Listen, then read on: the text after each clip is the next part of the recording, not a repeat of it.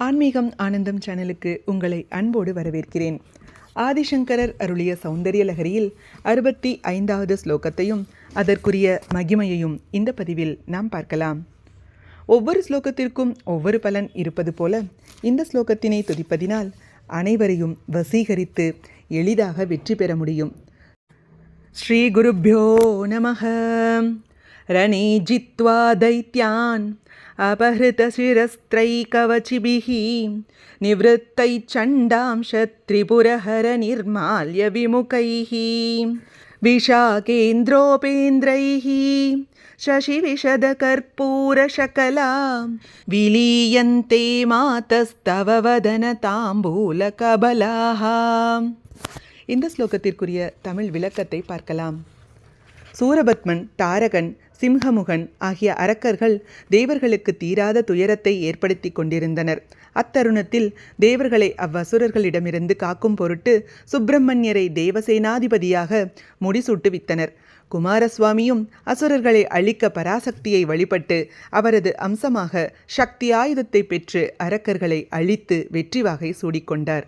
இவ்விஷயத்தை தேவியிடம் தெரிவிக்கும் பொருட்டு குமாரசுவாமியும் தேவேந்திரனும் மகாவிஷ்ணுவும் அன்னையின் சன்னதிக்கு விரைந்தனர்.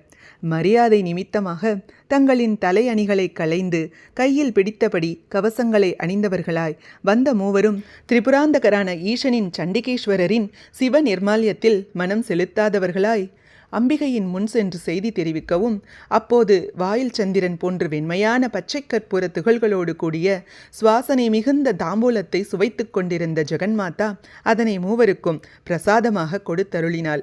அதனை மூவரும் பெற்று பக்தியோடு உண்டு அருள் பெற்றனர். அம்பிகையின் நிர்மால்ய மகிமையினாலேயே குமாரசுவாமி ஞான பண்டிதராக விளங்கி வருகிறார் என கொள்ளலாம்.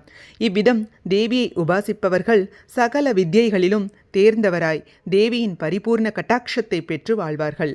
சுருக்கமாக சொல்ல வேண்டுமென்றால், தேவி அசுரர்களுடன் போர் செய்து திரும்புகின்ற முருகன், விஷ்ணு, இந்திரன் ஆகியோர் தங்களுடைய வெற்றியை உன்னிடம் தெரிவிக்க வருகின்ற போது அவிழ்த்து வைக்கப்பட்ட தலைப்பாகையை கையிலும் அவிழ்க்காத கவசங்களுடனும் உன்னை வணங்கி சண்டிகேஸ்வரருக்கு சொந்தமான சிவ நிர்மால்யத்தை மதிக்காமல் நீ வாயில் மென்று தருகின்ற பச்சை கற்பூரத்துடன் கூடிய தாம்பூல கவளங்களை ஆசையுடனும் பக்தியுடனும் மென்று சாப்பிடுகிறார்கள் என்று ஆசிரியர் அழகாக விளக்குகிறார். சர்வஜன வசியம் பெறுவதற்கு, அதாவது அனைவரையும் வசீகரித்து வெற்றியே பெறுவதற்கு இந்த ஸ்லோகத்தினை துதித்து அம்பாளுக்கு நெய்வேத்தியமாக தேனை படைத்து வழிபட வேண்டும். ஓம் ஸ்ரீ மாத்ரே நமஹ. ஹரிஹி ஓம். ஸ்ரீ குருப்யோ நமஹ. ஹரிஹி ஓம். இது போன்ற ஸ்லோகங்களுக்கும் ஆன்மீக விஷயங்களுக்கும் மறக்காமல் நம்ம சேனலை சப்ஸ்கிரைப் பண்ணிக்கோங்க. நல்லதே நடக்கட்டும், நன்மையை பிறக்கட்டும். நன்றி, வணக்கம்.